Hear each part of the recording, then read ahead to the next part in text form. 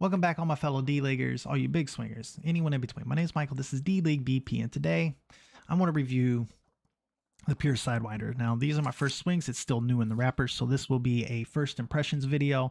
I'm going to assign an arbitrary letter grade based on how it performs in that first 150 to 200 swings. So, is this bat hot out of the wrapper? That's what we're answering today. Now, this Pure Sidewinder is one of Pure's first two bats in the USA ASA market. Their other bat being the Pure Hellfire. That bat has a 13-inch barrel, and from what I can tell, watching way too many YouTube videos, it has gotten great reviews. People love the sweet spot and love the performance out of that bat. This particular bat, in comparison, it has a 12-inch barrel. It has a slight end load.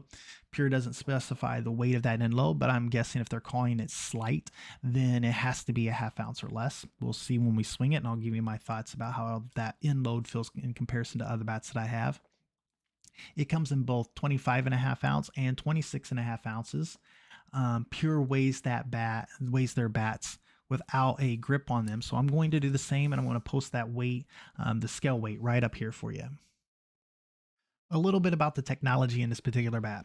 When Pure made a new USA ASA bat, according to them, they had to come up with a new barrel. Sounds legitimate, since they have new standards that they have to meet in order to get that USA approval. They call this particular barrel an X22 barrel. It's a new composite, according to them, that's designed to be both thin and durable. I think that's got to be the goal of every bat company out there. They have installed a internal pad or a power amplification device. They say that tech is their old integrity barrels that's in there. So it definitely sounds like a double barrel technology, which hopefully when we get out to the field will give it a really nice, sweet clacking sound.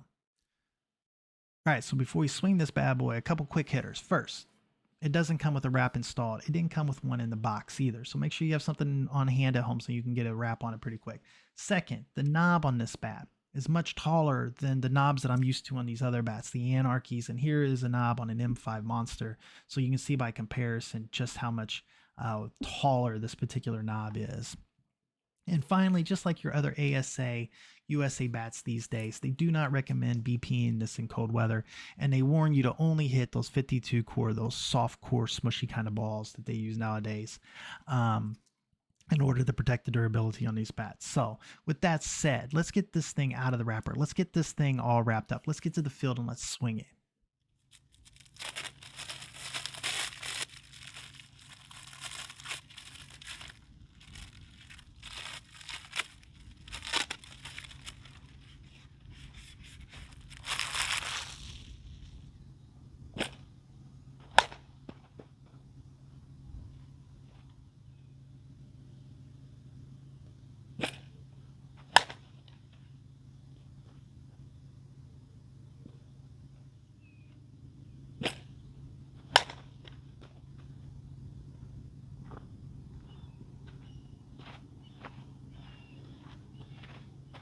All right, so very first impressions, I haven't hit fewer than 15 balls.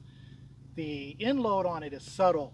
It's not anything like that 1 ounce end load in that Anarchy I was swinging before this to kind of loosen up. So throwing me off a little bit. Also the knob, I don't hate it, but I just don't like them anyway. So I'm going to go ahead, put a knob cuff on this, get back out here, swing some more, bring that to you.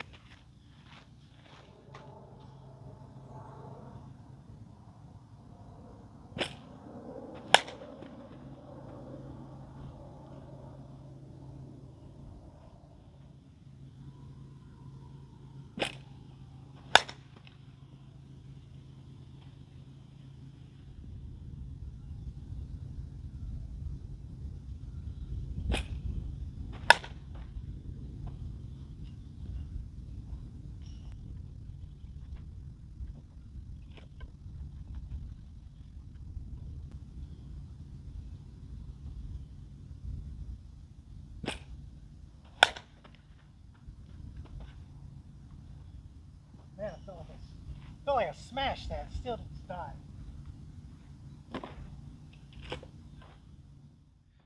After these first 30 swings, I was feeling rather discouraged. And like even when I was squaring the ball, I was having a hard time carrying the fence. And I had warmed up with the Natty Daddy, which is a 1 ounce end load. And I had cleared defense a couple times easily in the warm-ups, and so coming out swinging this pure, expecting it to be fire, and getting this kind of performance out of it just was really disheartening. But I kept swinging it, and somewhere around swing 60, something magical I feel like just started happening with this bat. And if I hadn't gotten tired, I feel like I could have had a lot more clips, hit a lot more bombs.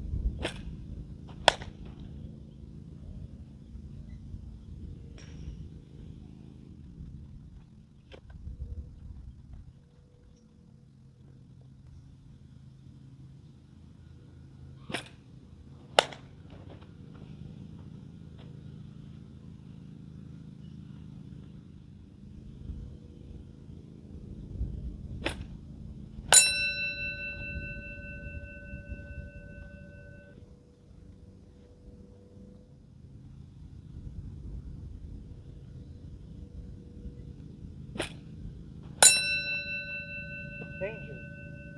Man's in danger.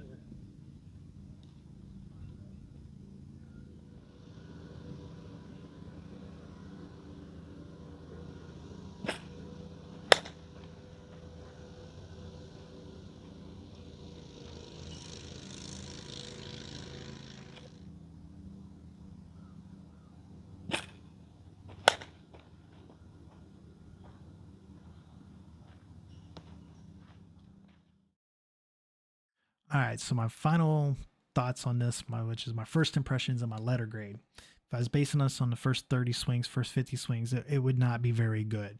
But man, did it quickly redeem itself. It went from being a very stiff barrel and very dead to very kind of spongy, soft, and reactive and alive.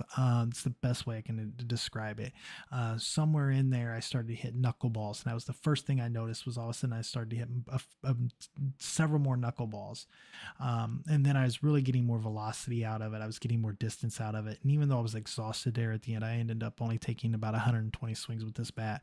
Um, I was able to drive the ball to the fence, and even over the fence with with not the same amount of effort I was putting in early on some of those swings that weren't carrying 270. And I've never seen a bat just improve so quickly. I feel like it went from a dud to a stud just kind of instantly. And for that reason, I'm going to give it an A minus. I can't wait to swing this bat some more. If you pick one of these bats up, I have a feeling you're going to like it, but take it out to the ball field first, put some swings on it. You're not going to need a long batting session. You're not going to need 2 or 3 days, I don't think. You're just going to need enough swings. And if you swing harder than I do, it may even happen quicker for you. But take it out, hit it. And I think you'll see it really change pretty quickly. And I think you're going to like it. And I think I'm really going to like it. So at this point, if you made it all the way to this part of the video, the least you could do is hit that like button. And if you're still here at this point, then, might as well hit that subscribe button as well. Come on back. And until then, until I bring you another review on this bat or another bat, keep swinging hard. Do your thing. Peace.